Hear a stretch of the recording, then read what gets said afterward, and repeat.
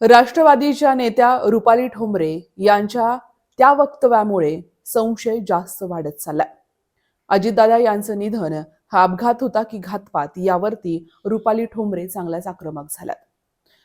नमस्कार, दाहिला नगरमध्ये आपलं सहर्ष स्वागत. मी प्रियांका पाटील शेळके. 27 तारखेला महाराष्ट्रात एक बातमी इतक्या वेगानं पसरली की अनेकांना यावरती विश्वास ठेवणंच शक्य झालं नाही. खरंच असं घडलं का हा प्रश्न अजूनही उपस्थित होतोय. सोशल मीडियावर आणि काही व्हिडिओच्या प्लॅटफॉर्मवरती महाराष्ट्राचे उपमुख्यमंत्री अजितदादा पवार मुंबईहून बारामतीकडे येत असताना विमान दुर्घटनेमध्ये अडकले अशा बातम्या आल्या. त्यानंतर संपूर्ण महाराष्ट्र हादरून गेला. या घटनेनंतर लोक इतके धक्क्यात होते की इतर कोणत्याही विषयाकडे त्यांचं लक्ष गेलं नाही. कोणाला वेळही तसा मिळाला नाही. याच दरम्यान काही गोष्टींनी लोकांच्या मनात मात्र प्रश्न निर्माण केलाय. सर्वात मोठा प्रश्न असा आहे की विमान पूर्णपणे जळालं असलं असं सांगितलं जात आहे. 5 जणांचा होरपळून मृत्यू झाला असं देखील म्हटलं जात आहे. पण दुर्घटनास्थळी सापडलेली काही कागदपत्रे जशाच तशी कशी राहिली. अशा गंभीर आगीत कागद न जळणं लोकांना साहजिकच पचनी पडणार नाहीये. याच पार्श्वभूमीवरती राष्ट्रवादी काँग्रेस पक्षाच्या नेत्या रुपालीताई ठोंबरे यांनी दिलेल्या एका वक्तव्यामुळे संशय आणखी वाढत चाललाय. नेमकं रुपालीताई ठोंबरे या व्हिडिओमध्ये काय म्हणाल्यात पाहूयात. अजितदादांचा विमान अपघातात मृत्यू झाला तेव्हापासून आजचा 5वा दिवस आहे. अजूनही मेंदू बधीर झालाय, कळत नाहीये का झाले, कसं झालं, काय नाही. त्यामुळे 5 दिवस त्याच्यावर बोलणं योग्यच नव्हतं, कारण का आमच्याकडेही माहिती नव्हती आणि एवढं मोठं दुःख हलकं होणार कसं. परंतु आज 5व्या दिवशी मग थोडासा विचार केल्यानंतर की हा अपघात आहे का घात आहे. कारण का अजितदादा 8 वाजता विमानाने येणार होते.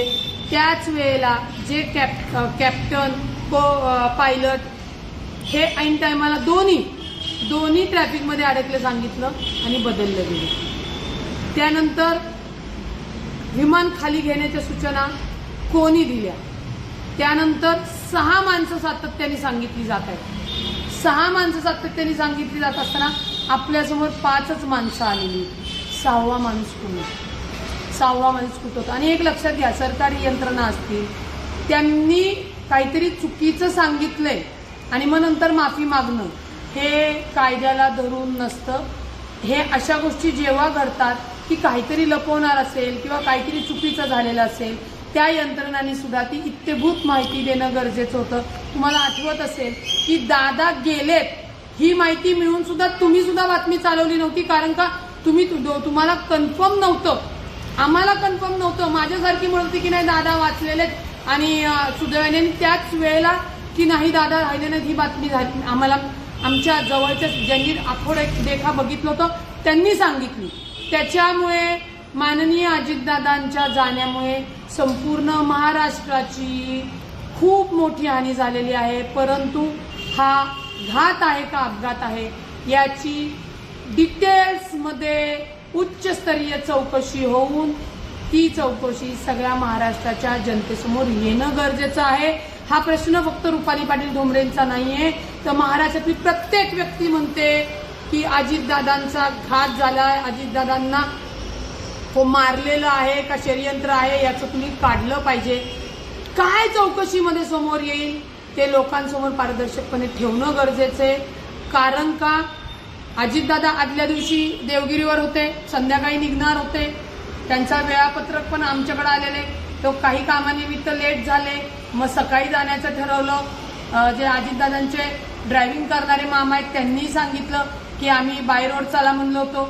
शेवटी दादा म्हणले उद्या जाऊ, कारण का कोणत्या तरी फाईल्स येणार होत्या, काम मीटिंग्स वगैरे यायचे होते म्हणून थांबले होते.